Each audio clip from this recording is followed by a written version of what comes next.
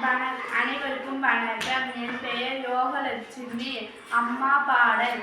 அம்மா அம்மா நீ எங்க அம்மா, ஒன்ன விட்டா எனக்கு யாரு அம்மா, தேடி பார்த்தேன் காணோம் உன்ன, கண்ணா மூச்சி ஏவா நீ வெளில, தாயே உயிர் பிரிந்தாயே, என்ன தனியா தவிக்க விட்டாயே, இன்றும் நீ பாடும் பாட்டுக்கு நான் தூங்க வேணும், நான் பாடும் பாட்டுக்கு தாயே நீ கண்கள் திறந்தாலே போதும்.